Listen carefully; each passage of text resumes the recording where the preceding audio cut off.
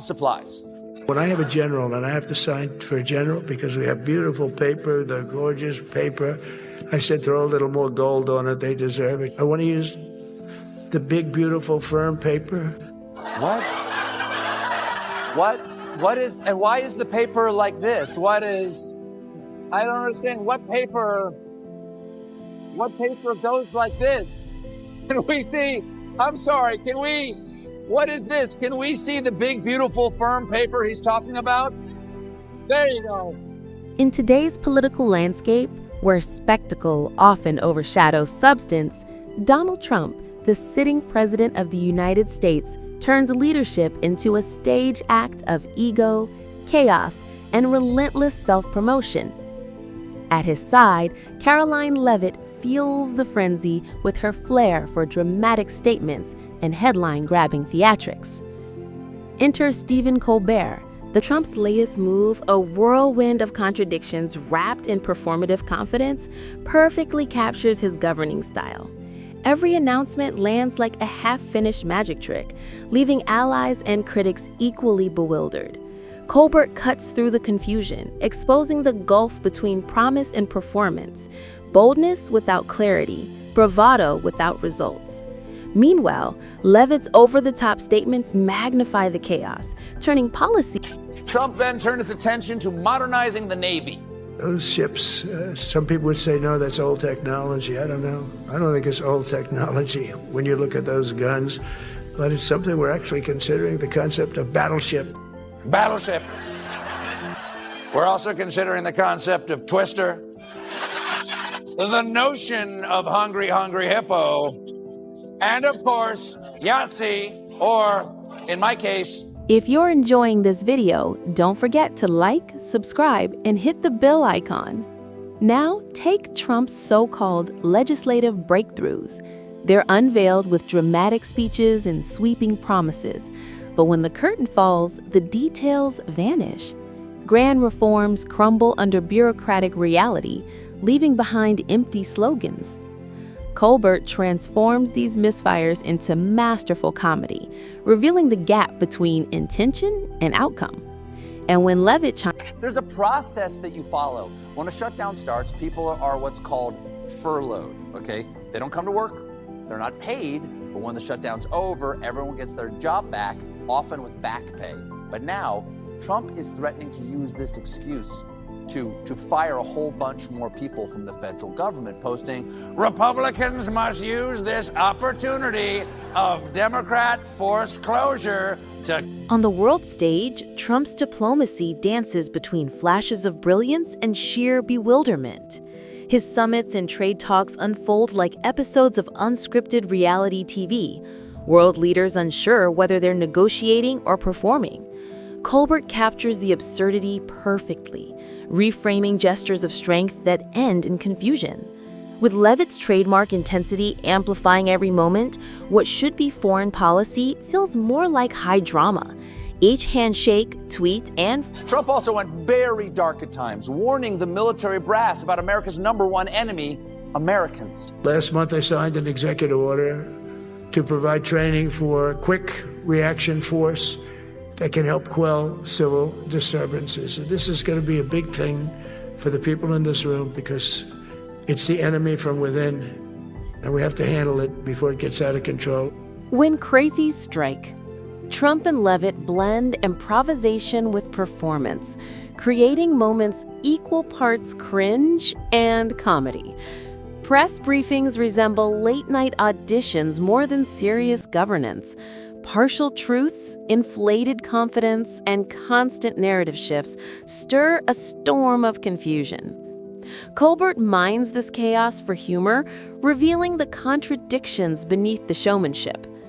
Notice, but ever since Trump got back into office, he's been waging a campaign of vengeance against his enemies, who he believes have been trying to take him down.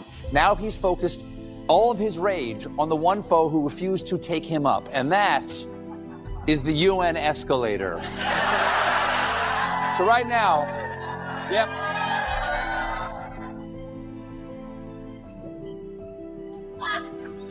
Let's take a fond look back at what happened on Tuesday. Trump walks up to the escalator, steps on, and Uh-oh, no. That sudden stop was a close call, especially for the First Lady, because he almost touched her. At home, Trump's leadership thrives on unpredictability. Policies are launched with fireworks and collapse in confusion soon after. Economic plans, social initiatives, and reform agendas follow the same script. Big promises, little delivery, maximum spectacle. Colbert turns the fallout into biting satire, converting dysfunction into laughter. Meanwhile, Leavitt's dramatic commentary reinforces the sense that this administration prizes performance over policy, a never-ending cycle of... Ted Cruz also weighed in to say how fun he thinks it is that only Democrats would be affected. President Trump is going to use that as an opportunity not to tell people you're furloughed for a few days, but instead to send pink slips and to get rid of left-wing bureaucrats who are imposing left-wing priorities that are contrary to President Trump's priorities. Yes, we need to get rid of people who are contrary to President Trump's priorities. And what are those priorities again, Ted? Let's stop attacking pedophiles. Media interactions reveal the administration's obsession with performance. Press briefings morph into acts of controlled ambiguity, where clarity is optional and confusion is guaranteed. Colbert's sharp wit slices through the noise, exposing contradictions with surgical precision. At rallies, Trump plays the showman. Dramatic pauses, sweeping gestures, spontaneous lines, stealing every scene. That was just 2 days ago, right? That was 2 days ago. Nobody was hurt. They walked up the stopped escalator, sometimes known as stairs, but Trump just will not let it go. Last night, he went on social media and wrote all this about it. Skip recipe, skip to recipe. I don't want to know about your grandmother's childhood in Moldova. Just how do you make borscht? I don't want to know. Trump's legislative strategy is a spectacle of ambition without direction. Each proposal arrives with overblown fanfare, then evaporates before the ink dries. Colbert seizes on these gaps, transforming confusion into sharp, hilarious critique. Leavitt's bold declarations double the drama, amplifying every contradiction and fueling media chaos. Economic boasts follow the same formula. Triumphs inflated. Trump administration is using this shutdown really to punish anyone who didn't vote for him.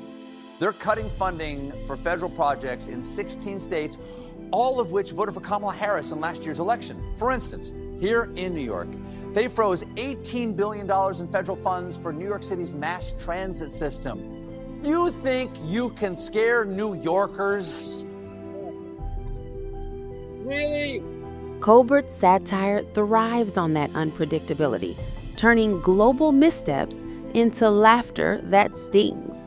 Leavitt's defensive tweets and emotional outbursts only add fuel, transforming every diplomatic stumble into viral theater. From natural disasters to political crises, Trump's improvisational management style turns seriousness into spectacle.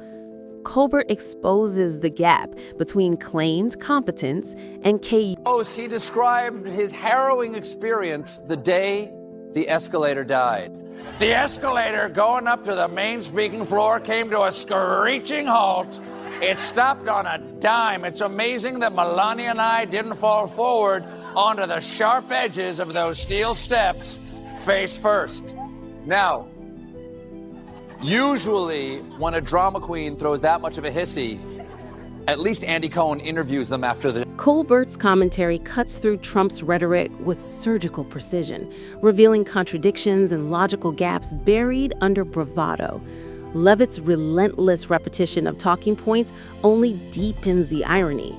Public rallies, staged like Hollywood blockbusters, often devolve into spontaneous blunders and meme-worthy moments.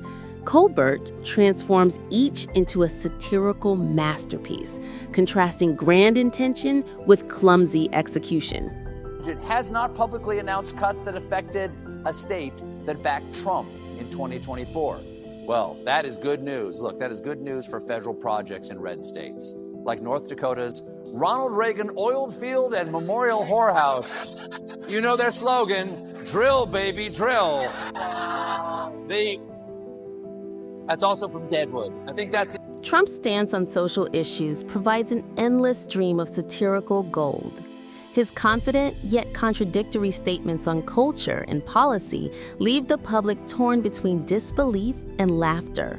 Colbert captures these moments, transforming serious discourse into biting commentary on modern leadership. Leavitt's fervent defenses amplify the drama, ensuring no controversy escapes scrutiny. From judicial appointments to legislative reversals, Colbert highlights the rift between ambition and reality, while Leavitt's passionate delivery blurs the line between communication and performance. Well, I tell you, folks, I definitely did not call this one, but evidently The Late Show has outlasted the United States federal government. We're still open, and they done shut down. But you know what? Maybe this is a good thing. You know, the government hasn't been working that great lately. Who knows why? Maybe somebody got the government wet. You know, let's unplug it for a while, plug it back in, see if it reboots. That doesn't work, maybe toss it in a bag of rice. Leave it there for a couple hours, doesn't work, we'll just throw it away and buy a new one. Even the courts can't escape the spectacle. Judicial nominations become primetime events, and legal controversies unfold like serialized dramas. Colbert's wit slices through the noise, revealing how ego and ambition twists governance into entertainment. Leavitt's loud endorsements add layers of irony, turning legal process into public theater. From botched press briefings to overhyped policy rollouts, Colbert spins miscommunication into comedic brilliance, while Leavitt's emphatic defense guarantees the show never stops. Every rally, hearing, and tweet becomes another act in this never-ending farce of political performance. The White House has already demanded the UN find whoever was responsible for this escalator escapade. And in his post, Trump went further, saying, the people that did it should be arrested.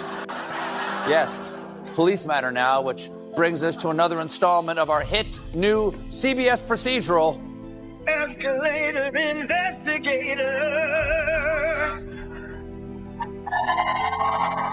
Colbert's sharp observations spotlight the gulf between Trump's grand plans and his chaotic execution. Leavitt's high-energy commentary only heightens the drama, transforming every misstep into a layered act of ambition and absurdity. Then there's Trump's social media obsession, the heartbeat of his theatrical presidency. Rapid-fire tweets contradict themselves, rewriting headlines by the hour. Colbert uses this digital chaos as endless comedic ammunition. Announcements are made, reversed, and remade, while Leavitt rushes to defend the narrative. The result? A presidency defined by spectacle, part press conference, part stand-up routine, and completely built for satire.